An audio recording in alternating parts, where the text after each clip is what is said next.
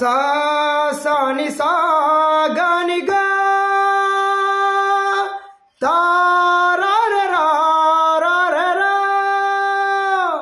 మూగబోయిన గొంతులో రాగమెవరు తీసెదరు ఆ జీరబోయిన గొంతులో జీవమెవరు పోసెదరు ఆ మూగబోయిన గొంతులో రాగమెవరు తీసెదరు ఆ జీరబోయిన గొంతులో జీవమెవరు పోసెదరు ఆ జానపదం జీవకణంలో ఆ జానపదం జీవకణంలో జీవాక్షరాలెవరో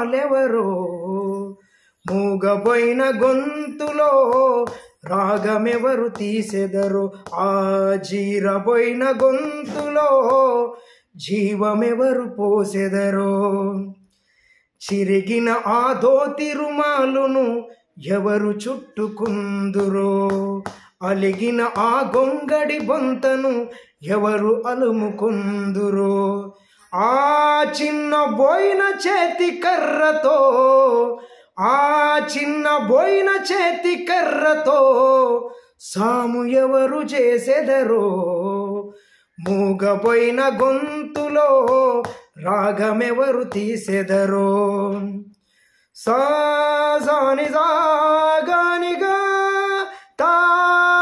తారారరారరా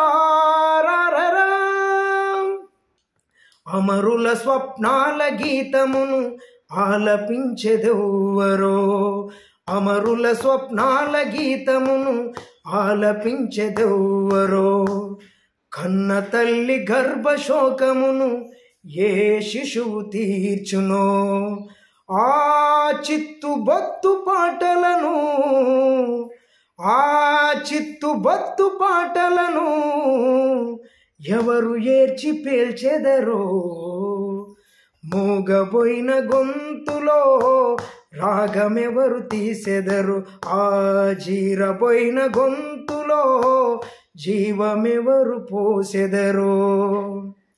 జోహార్ గద్దరన్న.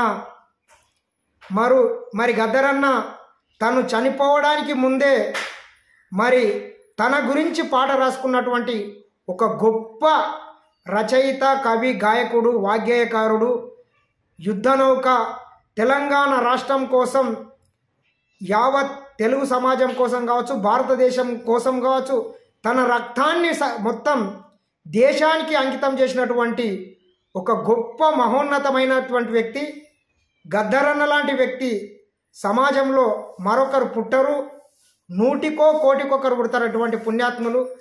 తన కుటుంబాన్ని సైతం పట్టించుకోకుండా సర్వం ఈ దేశం కోసం, ఈ ప్రజల కోసం అంకితం చేసినటువంటి ఒక గొప్ప మహోన్నతమైనటువంటి వ్యక్తి మన నుంచి దూరం అవ్వడం అత్యంత బాధాకరం.